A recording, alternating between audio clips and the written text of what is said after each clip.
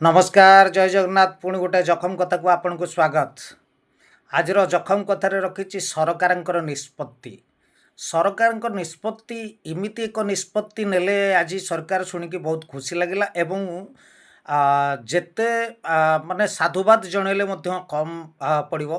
कारण आजिकल social media को लेकरी विभिन्न प्रकार अपशब्द अश्लील शब्द प्रयोग करा जाउछि विभिन्न प्रकार कमेंट रे। आउ मु मध्य मोर ई जखम कथा माध्यम रे मझे फेसबुक और यूट्यूब को मध्य निवेदन जनईली जे भाई जो प्रकार शब्द अपशब्द प्रयोग करा जाउछि ताकू गोटे रोक लगा जाऊ।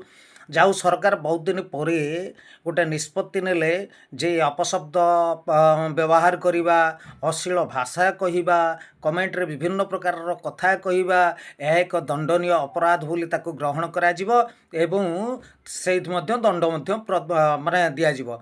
किंतु ये जोटा हैला एटा माने खाता खतियान रे न रहू यह कार्यकारी हो।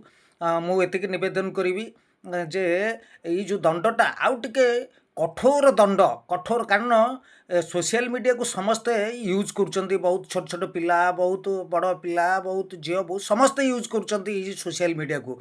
तेणु ये जो भाषा जो अपशब्द जो भाया प्रयोग करा को माने रोक लगे तो निश्चित कथा एवं रोक लगेवा उचित उचित कौन बहुत शीघ्र लगे एवं यापाई गोटे दंड विधान स्वतंत्र दंड विधान जमी गोटे फाँसी दंड जमी आमर रही सर्वोच्च दंड ठीक सेमती। कारण ये बहु लोकंकर जीवन सहित खेल खेलुंट बहुत लोक माने जो माने अपसंस्कृति आड़ को टाणी नौ। तेणु माने दंड एमिति विधान करा जाऊ जेमिति। हाँ आ गोटे कथा कहबी जे जो माने पब्लिक प्लेस रे मध्य गुड़े लोक अच्छा विभिन्न प्रकार भाषा विभिन्न प्रकार कथा माने जोड़ा को माने कान रे सुनी होनी से भाया कथा से माने प्रयोग कर।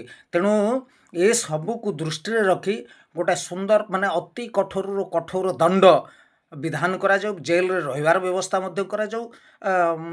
मु मोर ये जखम कथा माध्यम एति आपन को माने आज जो सरकार जो भाया निष्पत्ति नहीं पृथ्वीराज हरिचंदन आमर आईन मंत्री तांको साधुवाद जनाऊँगी। जय जगन्नाथ पुणी गोटे जखम कथा सहित पुणी आपण पाखे भेट हेबी। रही नमस्कार जय जगन्नाथ।